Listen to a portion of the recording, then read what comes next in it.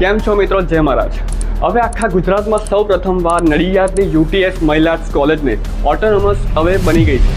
તો હવે આ ઓટોનોમસ બનવાથી આપણી દીકરીઓને ભણવામાં શું ફાયદો થશે, સ્કિલ ઇન્ડિયાના બેઝ પર આપણે દીકરીઓ શું શીખી શકશે, એના વિશે આપણે ચર્ચા કરવાની છે। ખેડા જિલ્લાના વડામથક નડિયાદ શહેરમાં આવેલી સુરજબા મહિલા આર્ટ્સ કોલેજ આમ જોવા જાવ તો ખેડા જિલ્લાની એકમાત્ર વુમન્સ કોલેજ। આ કોલેજને ખૂબ આનંદની રીતે કેન્દ્ર સરકાર અને કેન્દ્ર સરકારની યુજીસીએ ઓટોનોમસ સ્ટેટસ આપ્યું છે।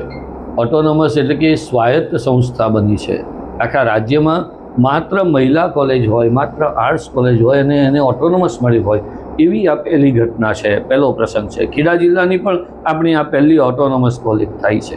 આનંદ એ વાત તો છે કે બહેનોને માટે આ ઓટોનોમસ કેન્દ્ર સરકારે આપ્યું છે। સાચા અર્થમાં આપણે સ્ત્રી સશક્તિકરણનો આખો મામલો જોઈ શકીએ।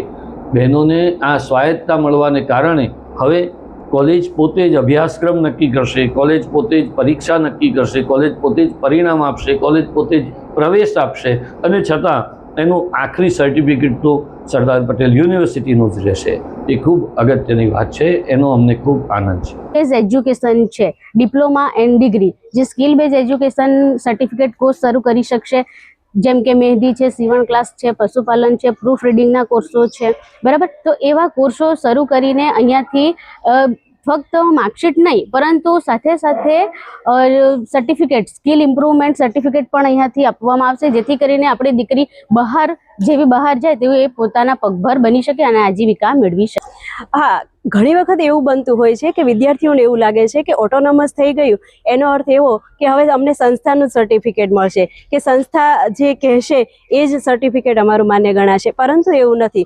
યુનિવર્સિટીનું જ સર્ટિફિકેટ મળશે અને યુનિવર્સિટીના જ અમુક ધારાધોરણો પણ લાગુ પડશે। એટલે અમારું સર્ટિફિકેટ એટલે માત્ર અમારી સંસ્થાનું જ નથી, એ યુનિવર્સિટીનું પણ છે। આ ઉપરાંત ફી ધોરણ અમે એવું નથી કે વધારી દઈશું, એમને જે અનુકૂળ આવે એ ફી ધોરણ પણ અમે નક્કી કરીશું।